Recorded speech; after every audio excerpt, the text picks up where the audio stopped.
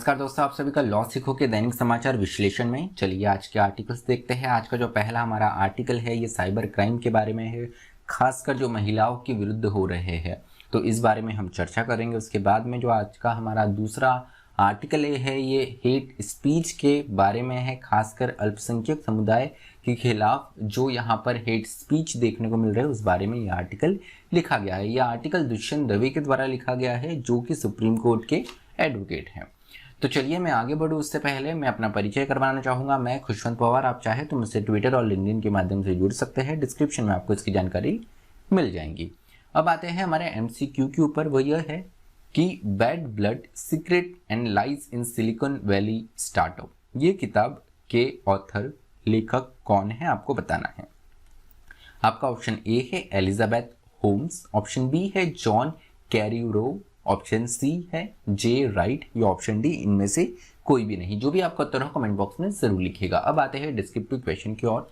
वह यह है कि in light of various instances of cyber crimes and cyber bullying of girls and women, महिलाओं के विरुद्ध जो साइबर क्राइम्स देखने को मिल रहे हैं, साइबर बुलिंग देखने को मिल रही है, तो उससे किस प्रकार से हम यहाँ पर उसके खिलाफ एक्शन ले सकते हैं, क्या मेजर्स हम ले सकते हैं और इससे जुड़ी हुई कौन सी चुनौतियां हैं, इसके बारे में आपको चर्चा करनी है। आप आपका उत्तर 250 शब्दों में लिख सकते हैं।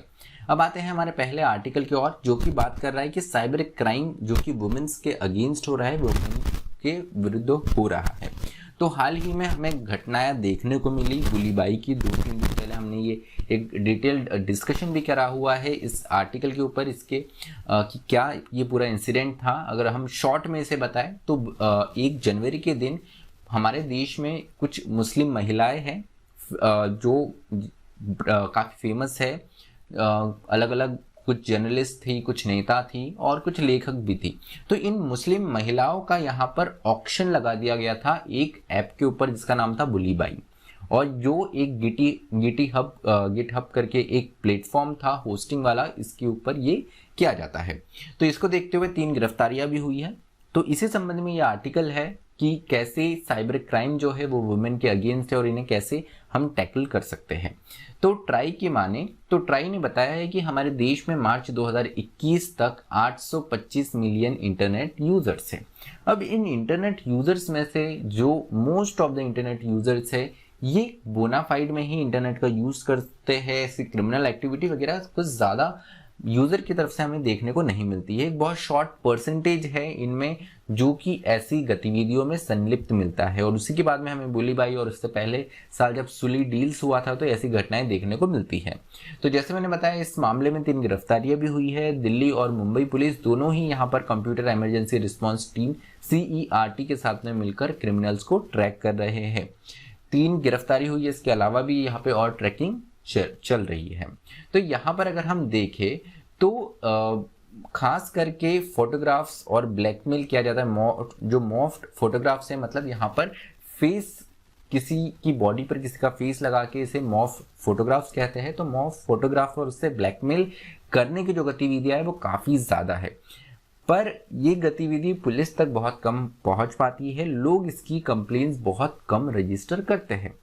वही अगर हम साइबर क्राइम्स की बात करें तो हाल ही में जो NCRB की रिपोर्ट आई उसके अनुसार हमारे देश में करीब 50,000 साइबर क्राइम्स यहाँ पर बताए गए कि इन साइबर क्राइम्स को रिपोर्ट किया गया। इनमें से केवल इसका 1/5 भाग ही, 1/5 पार्ट ही, इसका करीब 10,000 के करीब ही साइबर क्राइम अगेंस्ट वुमेन देखने को मिले, जो कि अपने आप में जो टोटल क्राइम्स हुए हैं उसका ये एक बहुत छोटा फ्रैक्शन है। वास्तविकता में इससे कहीं ज्यादा क्राइम्स हुए हैं, लेकिन पुलिस तक बहुत कम लोगों ने इसे कंप्लेन करा है, क्योंकि हमारी सोसाइटी इस प्रकार की है जहां पर अगर कोई महिला के विरुद्ध, महिला पर कोई अपराध होता है तो यहाँ पर महिला की इज्जत जाना, हम इस प्रकार से इसको लेते हैं। तो यहाँ पर एक मानसिकता की भी बात है जिसके चलते हुए कंप्लेंट्स काफ़ी कम देखने को मिलती है। कुछ साइबर क्राइम्स जो बहुत ज़्यादा होते हैं महिलाओं के अगेंस्ट, इसमें सेक्स चैट्स हो गए, morphed images, pornography content, blackmailing और विक्टिम्स को बुली भी किया जाता है। तो यहाँ पर कई बार क्रिमिनल्स को पकड़ना काफ़ी ज़्यादा मुश्किल हो जाता है, क्योंकि जिन सर्वर्स का इस्तेमाल इस क्राइम को करने के लिए किया जाता है, ये खासकर बहुत ज़्यादा केसेस में भारत के बाहर सिचुएटेड होते हैं, जिसके कारण इनको ट्रैक करना मुश्किल हो जाता है। इसके कारण यही हो रहा है कि क्रिमिनल जो है वो आसानी से यहाँ पर पुलिस की पकड़ में नहीं आ रहे हैं और ये क्राइम्स बढ़ते जा रहे हैं। लेकिन उसके बावजूद भी कंप्यूटर इमरजेंसी रिस्पांस टीम जो है उन्होंने अभी तक काफ़ी कमेंडेबल जॉब इस स्थिति में करा हुआ है। इस पर्टिकुलर बुली बाई के केस में भी यहाँ पर 3 आरोपियों को अभी तक ट्रैक कर पाई है। तो यहाँ पर क्या हम कर सकते हैं, उस चीज़ पर फोकस करना बहुत ज़्यादा ज़रूरी है। तो सबसे पहले अगर हम बात करें तो पुलिस को यहाँ पे बेटर इंफ्रास्ट्रक्चर देने की बात की गई है। सेंट्रल गवर्नमेंट ने साइबर फॉरेंसिक कम ट्रेनिंग लैब्स बनाने के लिए काफ़ी ज़्यादा फंड्स रिलीज़ करे हैं। इसी प्रकार के कदम जो है वो हमारी जो स्टेट की गवर्नमेंट है इन्हें भी उठाने की ज़रूरत है, जिससे सर्विलेंस और इन्वेस्टिगेशन के जो मेजर है वो मजबूत हो सके। उसके अलावा जो हमारी पुलिस है उसके साथ साइबर पुलिस, इन दोनों के कोलैबोरेशन बढ़ाने की भी आवश्यकता है। उसके अलावा साइबर सेफ्टी और सिक्योरिटी अवेयरनेस की अगर हम बात करें तो ये भी कहीं ना कहीं इसके बारे में भी लोगों तक बात पहुंचाना जरूरी है। अब यहाँ पर साइबर सेफ्टी और सिक्योरिटी अवेयरनेस की अगर हम बात करें तो ये केवल सरकार या पुलिस तक की जवाबदेही नहीं है। As a community, school, colleges, university, इन जगहों पर भी इसको लेकर अवेयरनेस लड़कियों के बीच में, खासकर हमारे यूथ के बीच में लेकर आना बहुत ज़रूरी है कि कैसे इन टेक्नोलॉजी का गलत फ़ायदा भी उठाया जा सकता है, जो कि एक यूथ के लिए, एक गर्ल के लिए काफ़ी ज़्यादा हानिकारक हो सकता है। तो पहले ही सेफ्टी मेजर्स के साथ में हम इन्हें अवेयर हमारे यूथ को कर सकते हैं।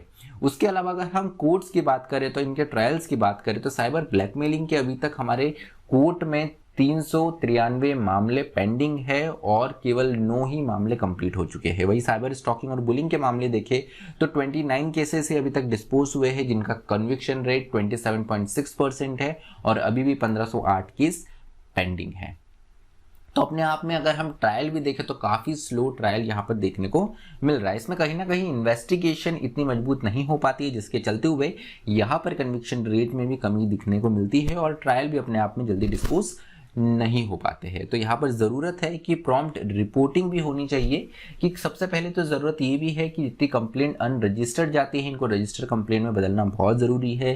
साइबर क्राइम्स को रिपोर्ट करना बहुत ज़रूरी है, क्योंकि वही क्रिमिनल है होते हैं जो बार बार उसी क्राइम को दोहराते हैं। तो जितने क्रिमिनल्स पे अगर यहाँ पर नकेल कसी जाएंगे तो कहीं ना कहीं एक डिटरेंस भी आएगा सोसाइटी में कि ऐसे क्राइम्स नहीं करना है। तो चलिए दूसरे आर्टिकल की ओर बढ़ते हैं, जो कि हेट स्पीच के बारे में है। हाल ही में हरिद्वार और दिल्ली में कुछ ऐसे इंसिडेंट्स हुए जहां पर माइनॉरिटी कम्युनिटी के अगेंस्ट हेट स्पीच देखने को मिले। तो इस आर्टिकल में इसी की बात की गई है। आर्टिकल 21 की बात की गई है, हमारे कॉन्स्टिट्यूशन का आर्टिकल 21, राइट टू लाइफ, जीवन जीने का अधिकार। जीवन जीने का अधिकार, केवल इतना ही अधिकार इस आर्टिकल में नहीं दिया है, अभी तो इसे अम्ब्रेला ऑफ राइट्स कहा जाता है। राइट टू हेल्थ हो, right to clean air, clean water की बात की जाए या पॉल्यूशन फ्री इन्वायरमेंट की बात की जाए, ऐसे बहुत से अलग अलग जो भी हमारे यहाँ पर फंडामेंट जो हमारी लाइफ से जुड़े हुए चीज़ें हैं, ये सारे ही आर्टिकल 21 के अंदर कवर होते हैं। तो सिर्फ जीने का अधिकार नहीं है, स्वाभिमान के साथ में जीने का यहाँ पे अधिकार की एक स्वस्थ जीवन जीने का अधिकार भी इस आर्टिकल 21 के अंतर्गत दिया गया है।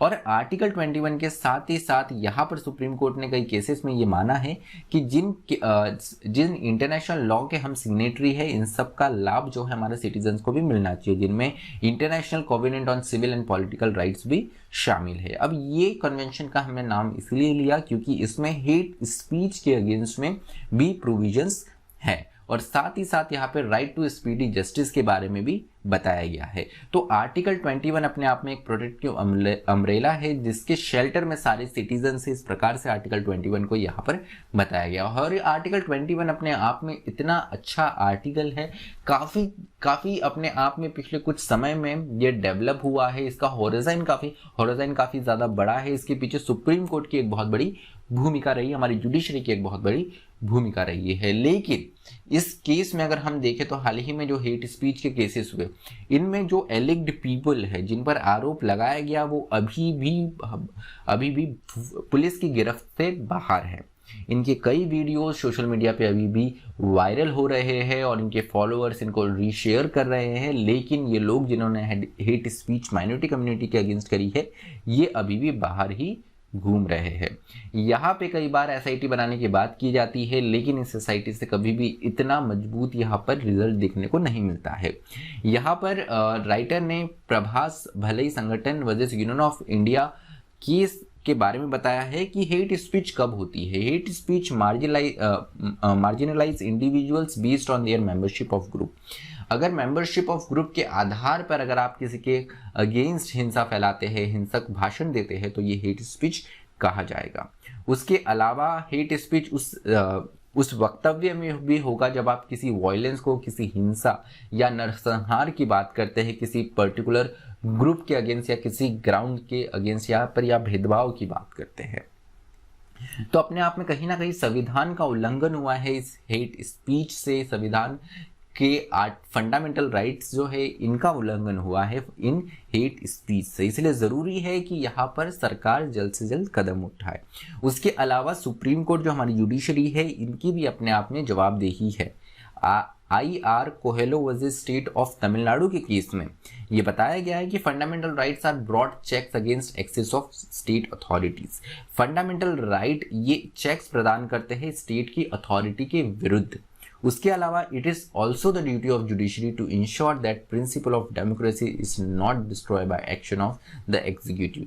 तो जुडिशरी की ये जवाबदेही है कि कार्यपालिका की, एग्जीक्यूटिव की यहाँ पे एक्शंस के कारण हमारा लोकतंत्र नहीं बर्बाद हो।